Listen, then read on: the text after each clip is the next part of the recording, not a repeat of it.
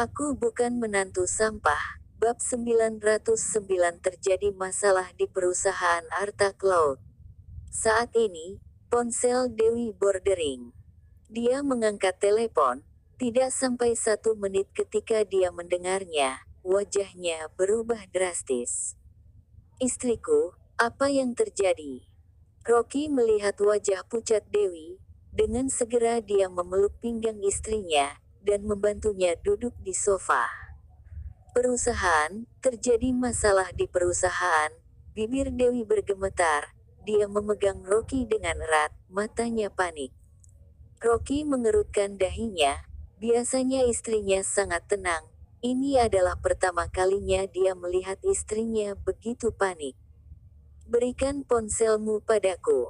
Petik 2. Tidak menunggu, dia mengambil ponsel Dewi, dan membuka speaker. Begitu dibuka, teriakan cemas dari sekretaris perusahaan keluar dari telepon.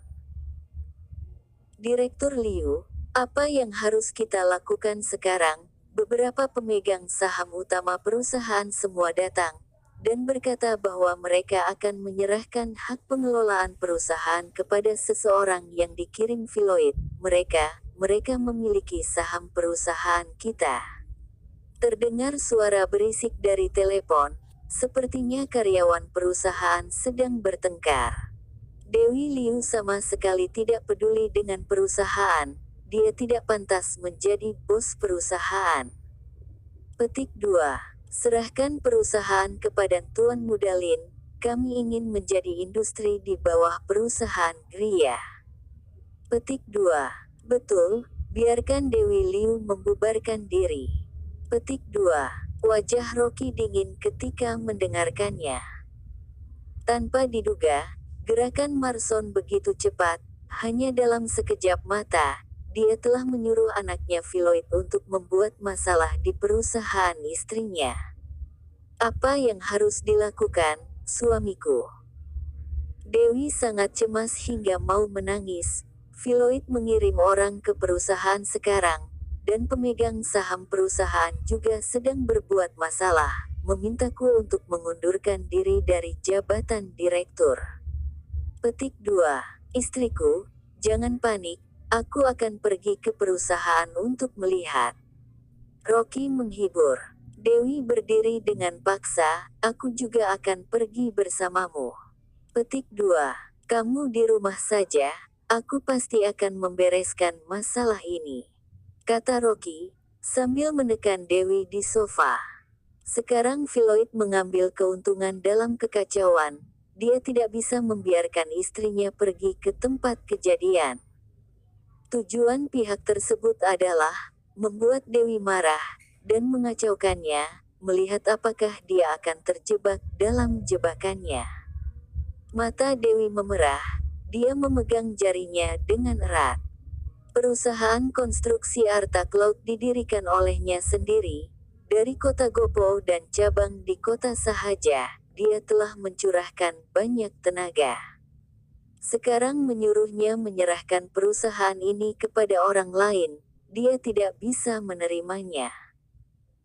Melihat kesedihan Dewi, Rocky berjanji dengan sungguh-sungguh kepadanya, jangan khawatir, aku akan pergi ke tempat kejadian, aku pasti tidak akan membiarkan mereka berhasil.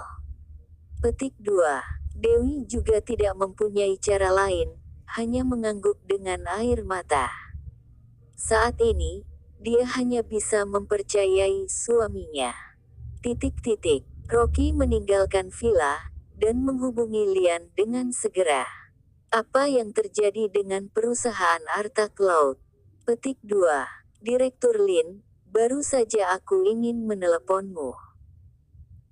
Lian juga sangat gugup, perusahaan konstruksi Arta Cloud istrimu, sebelumnya berkembang pesat, menarik banyak investasi, di antaranya ada 100 juta yuan yang diinvestasikan oleh perusahaan luar negeri. Tidak menyangka bos di balik layar ini adalah Filoid. Selain itu, banyak pemegang saham perusahaan adalah orang Filoid. Sekarang dia telah sogok beberapa pemegang saham besar di perusahaan Arta Cloud, dan ingin mengadakan rapat umum pemegang saham, ingin menyerahkan perusahaan kepada orang Filoit untuk mengurusnya. Petik 2. Haha, menarik. Rocky mengerutkan dahinya. Filoit telah merencanakannya, memainkan permainan catur yang begitu besar, hanya saja untuk merebut perusahaan, dan memberikan pukulan yang besar kepada Dewi Liu. Tepat ketika Dewi Lin akan melahirkan, menyebabkan masalah ini, membuatnya sibuk dalam masalah internal dan eksternal. Orang-orang ini ingin bermain, dia akan menemaninya. Setelah selesai menelepon, Rocky menghubungi Bastian. Ayo, bawa orang pergi ke perusahaan Arta Cloud, temui Filoit. Petik 2. Dia ingin melihat trik apa yang bisa dilakukan orang-orang ini. 10 menit kemudian, mobil Rocky berhenti di depan gedung perusahaan konstruksi Arta Cloud. Baru-baru ini, Dewi Liu sedang beristirahat di rumah karena hamil, dan urusan perusahaan sementara diurus oleh Rudy dan pria botak. Banyak orang berkumpul di depan pintu perusahaan, dan wartawan juga terus-menerus merekam video di depan pintu. Bahkan ada beberapa orang memegang spanduk merah. Kata-kata di spanduk tersebut menuntut Dewi Liu untuk mundur. Melihat para demonstran tersebut, wajah Rocky menjadi gelap. Sekilas, sekelompok orang ini adalah gangster di sekitarnya. Kebanyakan adalah orang yang disewa Filoit untuk membuat masalah. Tujuannya adalah untuk memperbesar masalah. Untungnya, dia bersikeras agar istrinya tinggal di rumah. Jika tidak, Dewi akan sangat marah ketika dia melihat adegan ini, dan akan menjadi masalah yang besar jika mempengaruhi anak di perutnya. Rocky turun dari mobil, dan melangkah menuju pintu perusahaan. Dia baru saja berjalan ke pintu, dan tidak tahu siapa melihatnya, langsung berteriak. Suami Dewi Liu datang. Petik 2. Kerumunan segera kemari, dan berteriak. Ini suami Dewi Liu, yang tidak berguna itu. Petik 2. Direktur Lin sedang mengadakan rapat umum pemegang saham perusahaan, dan mengatakan bahwa dengan cara apapun juga harus menghalangi pria marga Lin ini, jangan membiarkan dia masuk. Petik 2. Ingin merusak kegiatan Direktur Lin kami, tidak mungkin. Petik 2. Sekelompok gangster mengepung, menghalangi Rocky di pintu. Dan puluhan wartawan di sekitar ketika mendengar kedatangan suami Dewi Lin, semuanya kemari, menekan Rocky di tengah, dan terus mengajukan pertanyaan. Apakah Anda suami Direktur Liu? Aku mendengar bahwa perusahaan Arta Cloud sedang mengadakan rapat umum pemegang saham, dan akan menyerahkan perusahaan kepada perusahaan Gria. Apakah ini benar? Petik 2. Dewi Liu sudah lama tidak mengelola perusahaan, dan mengabaikan tugasnya. Sekarang pemegang saham dan karyawan perusahaan secara bersama memprotes, menuntut agar direktur diganti. Bagaimana pendapat Anda tentang hal ini? Petik 2. Perusahaan diserahkan kepada perusahaan Gria untuk mengurusnya. Apakah itu keluarga Lin yang di kota sahaja? Petik 2. Rocky dikelilingi kerumunan. Dia berkata dengan tenang. Jangan khawatir. Perusahaan Arta Cloud didirikan oleh istriku sendiri, dan tidak akan pernah diserahkan kepada orang lain. Jika ada yang berani berniat jahat tentang perusahaan Arta Cloud, aku tidak akan mengampuninya. Petik 2. Begitu dia selesai berbicara, tiba-tiba muncul sekelompok pengawal dengan tongkat listrik dari perusahaan, berlari dan berteriak. Perintah Direktur Lin, jangan biarkan Rocky Lin ke atas, agar tidak mempengaruhi rapat umum pemegang saham. Petik 2. Rocky Lin sama sekali bukan anggota perusahaan, dia tidak berhak untuk masuk. Ayo semua orang hentikan dia. Petik 2.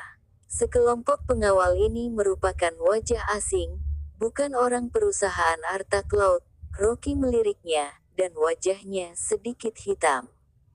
Mungkin Philoid sudah tahu dia akan datang, sehingga menemukan sekelompok orang ini untuk menghentikannya. Orang-orang ini sama sekali bukan lawannya. Sekelompok pengawal bergegas maju, pemimpinnya adalah seorang pria gemuk. Dia mengambil tongkat listrik, tersenyum aneh dan berkata, "Rocky Lin." Tuan Muda Lin berkata, "Jika kamu memiliki kemampuan, pukullah kami di tempat. Jika tidak, kami tidak akan membiarkan kamu lewat." Petik 2. Setelah berbicara, dia berkata kepada pengawal di belakangnya, "Semua orang dengar, biarkan adegan Rocky Lin memukul orang, direkam wartawan." Saat itu, reputasi perusahaan Arta Cloud akan anjlok, karena kelakuan Rocky Lin. Kata Tuan Muda Lin, "Jika ada yang terluka karena dipukuli Rocky Lin, akan diberi hadiah 100.000 yuan. Semuanya jangan takut, orang ini memukul kita, biarkan dia masuk TV, dan menjadi terkenal." Setelah pria gemuk itu selesai berbicara, dia menatap Rocky Lin dan tersenyum, dengan senyum kemenangan. Rocky Lin melirik sekelompok pengawal itu, dan mengangkat alisnya. "Philoid memerintah kalian untuk hal ini. Menyuruh kalian ke sini, untuk dipukul olehku. Aku bukan menantu sampah." Bab 910 minta dipukul ya. "Iya, aku dengar dari Tuan Muda Lin bahwa kamu sangat hebat. Ayo, bertindaklah jika kamu memiliki kemampuan."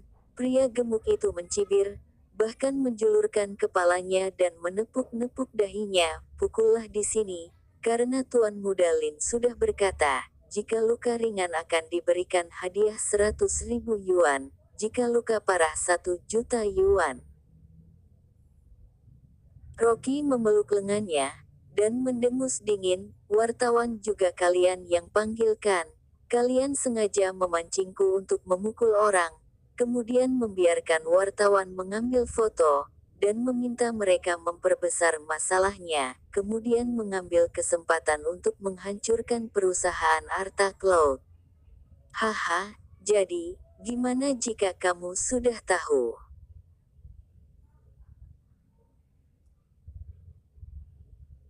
Pria gemuk itu sangat sombong. "Sekarang aku memberikanmu 3 pilihan. Pertama adalah kamu mengakui dirimu sebagai pengecut dan meninggalkan sini. Kemudian serahkan perusahaan kepada Tuan Muda Lin. Kedua adalah kamu bertindak untuk memukul orang, dan menyebabkan reputasi perusahaan Arta Cloud menjadi buruk. Kemudian perusahaan hancur. Ketiga adalah kamu berlutut di tanah, dan bersujud kepada Tuan Muda Lin untuk mengaku kesalahan. Mungkin saja karena simpati Tuan Muda Lin, akan memberikan sedikit saham untuk istrimu sebagai kenangan, dan membiarkan dia bertanggung jawab atas kebersihan toilet di perusahaan." Wajah pria gemuk itu sombong, sangat sombong. Dia sama sekali tidak takut Rocky bertindak, bahkan dia sengaja memprovokasinya. Rocky tersenyum, "Aku juga memberikanmu 3 pilihan. Pertama, kalian dipukul hingga lumpuh olehku. Kedua, kalian dipukul hingga lumpuh oleh orang lain. Ketiga, kalian pukul diri sendiri hingga lumpuh. Kamu pilih sendiri." Petik 2. Mempermainkanku. Pria gemuk itu sangat marah, meludah dan berteriak pada Rocky, "Ayolah, pukul aku. Sampah, jika kamu punya kemampuan pukullah aku. Aku pikir kamu tidak berani. Sampah sepertimu, pukul orang saja tidak berani. Bagaimana kamu bisa hidup di dunia ini? Ayo, pukullah." Tepat ketika pria gemuk itu berteriak dengan sombong, menganggap bahwa Rocky tidak berani bertindak, tiba-tiba sebuah kaki terentang dari samping, menendang pinggang pria gemuk itu dengan kuat. Hanya dengan satu tendangan saja sudah membuatnya jatuh. Pria gemuk itu memegangi pinggangnya yang sakit, dan berteriak, "Siapa yang menendangku? Ayahmu." Dengan raungan yang mengesankan, Bastian seperti sebuah menara besi, melompat dari mobil dengan galak. 17 atau 18 truk militer berbunyi dan berhenti di samping mereka. Sekelompok pasukan tempur khusus yang mengenakan seragam tempur hitam melompat dari truk itu, dan membawa senjata berat. Sebelum pria gemuk itu bangkit, dia tercengang melihat sekelompok orang ini. Beberapa pengawal yang dia bawa juga tercengang. Aduh, apa ini? Pasukan tempur beraksi. Ketika kerumunan itu terkejut, raungan mesin datang dari udara, dan bayangan menyentuh tanah. Pria gemuk itu mendongak, hampir tidak bisa bergerak. Dia menatap langit dengan hampa, sudah terkejut. Lebih dari 10 helikopter militer terbang menuju ke sini, dan menjatuhkan tangga tali dari helikopter seperti latihan anti huru-hara. Anggota tim tempur menuruni tangga tali satu persatu. Adegan ini, seperti dalam adegan film, Rocky mengangkat kepalanya dan melirik ke langit, matanya menyipit. Tanpa diduga, Winata juga datang. Untuk sementara kelompok Sky Dragon dan tim luar bekerja sama, untuk melacak pembunuh organisasi Bears, dan kedua orang itu bertindak serentak. "Kakak," Winata berdiri di depan pintu helikopter, dan melambai kepada Rocky. Rocky mengangguk, menunjukkan bahwa dia telah mendengarnya. Orang-orang di sekitar semuanya tercengang, dan berteriak kaget setelah mereka kembali sadar. Sekelompok pasukan tempur khusus memegang perisai anti huru-hara, berbaris di dinding besi, mendekat ke depan perlahan. Wajah pria gemuk itu menjadi hijau, pengawal yang dibawanya, dibandingkan dengan pasukan tempur khusus ini, menjadi lemah seketika. Bastian berjalan ke depan sambil mencibir, menggerakkan jari-jarinya, dan mengeluarkan bunyi sendi patah. "Aku bertemu orang yang patut dipukul, tetapi belum pernah melihat orang yang sepertimu meminta untuk dipukul. Karena kamu meminta, maka aku akan mengabulkan permintaanmu." Melihat Bastian yang kekar, dan dipenuhi aura ingin membunuh, pria gemuk itu hampir buang air kecil, terkulai di tanah dan terus memohon untuk diampuni. "Bang, aku salah, jangan memukuliku." Ini semua Tuan Muda Lin, tidak. Ini semua adalah perintah Philoid. Dia mengatakan bahwa jika Rocky bertindak, dan menyebabkan reputasi perusahaan Arta Cloud buruk, dia akan memberikan kami uang sebagai hadiah. "Lin, Pak Lin, aku salah. Tolong hentikan orang-orangmu, jangan pukul lagi." Bastian langsung menarik kerah pria gemuk itu, seperti elang menangkap ayam, kemudian menunjukkan surat dengan santai kepada kerumunan yang tercengang yang di sekitarnya. Pasukan tempur khusus melakukan urusan khusus. Para gangster ini membuat masalah, dan mengganggu ketertiban umum, diperintahkan untuk menghukum.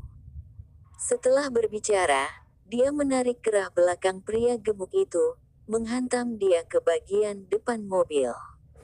Yang kepala pria gemuk itu terbanting di depan mobil, dia menjadi pusing dan berteriak dalam kesakitan. Bastian tidak peduli apakah dia berteriak, menarik kerahnya, dan membanting beberapa kali, hingga wajah pria gemuk itu berubah bentuk, hidungnya patah, dan wajahnya dipenuhi darah. "Minta dipukul. Masih minta tidak?" Bastian menarik pria gemuk yang wajahnya dipenuhi darah, dan menamparnya 4-15 kali, setiap tamparannya sangat kuat.